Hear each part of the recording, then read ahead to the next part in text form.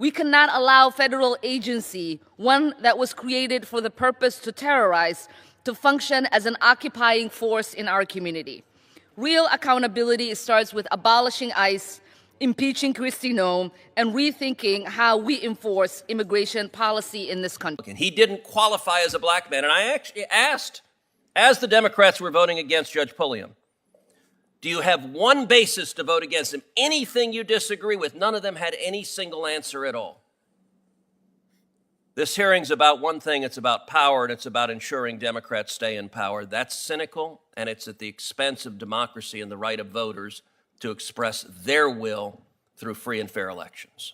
In the complex debate over electoral integrity, the rhetoric often centers on broad, sweeping accusations of systemic bias. We are frequently told that certain procedural safeguards are inherently designed to exclude, yet when these claims are examined under the clinical light of a congressional hearing, the evidence often gives way to ideology. This isn't merely a disagreement over the logistics of an election, it is a fundamental conflict between a narrative of systemic exclusion and the statistical reality of voter support. When the highest court in the land and the vast majority of the electorate across all demographics agree on a specific standard, the insistence that such a standard is racist suggests a breakdown in the very definition of the word. Mr. Sine. Yes, in effect, I think many voter ID laws are discriminatory, and in design. They are designed to have that effect. Okay, Ms. Reardon. No, sir. Mr. Van Spakovsky. No, particularly because every single state that has passed an ID law has put in a provision to provide a free ID to anyone who doesn't have one. The turnout numbers show it has no effect, and I would remind everyone that the current version of the Texas voter ID law for in-person voting, the Obama administration agreed in court, in a court filing, that they were satisfied with it and that it was not discriminatory. You know, I have to say this range of question actually shows the wildly partisan nature of the Democrats' proposal. The record should reflect all three of the Democratic witnesses invited by the chairman maintained to this committee that voter ID laws can be, in many instances, in most instances, I think of the various ways they formulated, are racist. So let me tell you who disagrees with that. 35 states across the country disagree with that because 35 states have voter ID laws in effect. But not just 35 states. 81% of voters in America disagree with the radical views proposed by the Democrats and the Democratic witnesses. Not just 81% of Americans. 77% of black voters in America support voter ID laws. 78% of Hispanic voters in America support voter ID laws.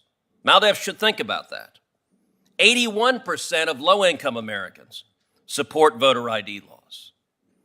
And yet, what this bill is about is putting radicals in charge of saying, if you require an ID to vote, that is racist and must be struck down.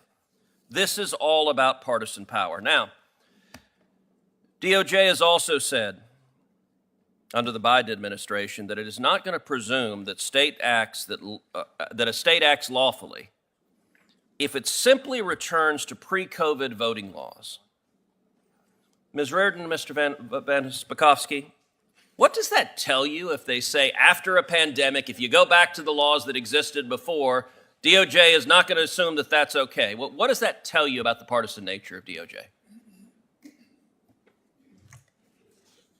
By issuing the guidance that they did, it says to me that what they would like to do is make permanent the emergency procedures that were instituted by many states through litigation by the DNC throughout the country prior to the 2020 election. And they would like those to be permanent. And so rather than understand that they are temporary, they are going to go after states that designed to go back to their original election procedures.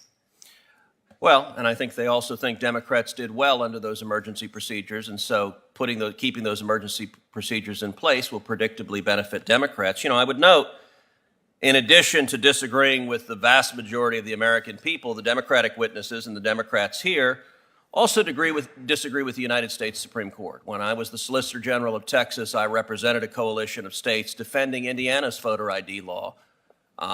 before the U.S. Supreme Court. A group of plaintiffs challenged that. It went to the Supreme Court, and the Supreme Court, by a vote of 6-3, upheld Indiana's voter ID law. Not only did they do so, Justice John Paul Stevens, one of the lions of the left, wrote the majority opinion where he said voter ID laws protect the integrity of elections. And yet, sadly, too many Democrats today don't want to protect the integrity of elections. And I've got to say, there is a view, particularly from Northeastern Democrats, that they look down on the rest of the country as a bunch of bigots and overalls, their Southern cousins who are too oafish to be as enlightened as they are.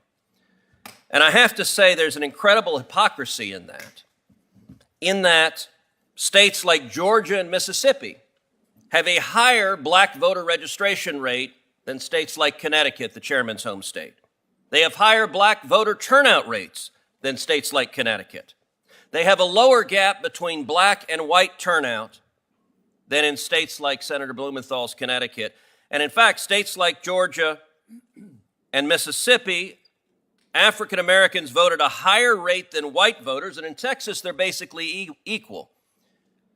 One of the sad realities of today's Democratic Party is they define race as follows. If you're a Democrat, you qualify. So under the Democratic view, I'm not Hispanic. Senator Padilla is. If you're a Democrat, you're an Hispanic. My abuelo and abuela would be very surprised to discover I wasn't Hispanic. But that's how Democrat views it. That's how the radicals in the civil rights division view it. And I will point out as an example, this committee, one new federal district judge in the state of Texas, Jason Pulliam, is an African-American judge nominated by President Trump, sat at this table, presented superbly. The Democrats had no criticism, and every single Democrat on this committee voted against him. Why?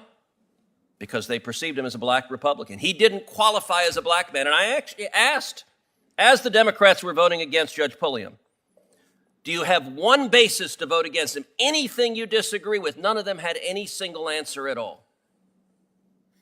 This hearing's about one thing. It's about power, and it's about ensuring Democrats stay in power. That's cynical, and it's at the expense of democracy and the right of voters to express their will through free and fair elections.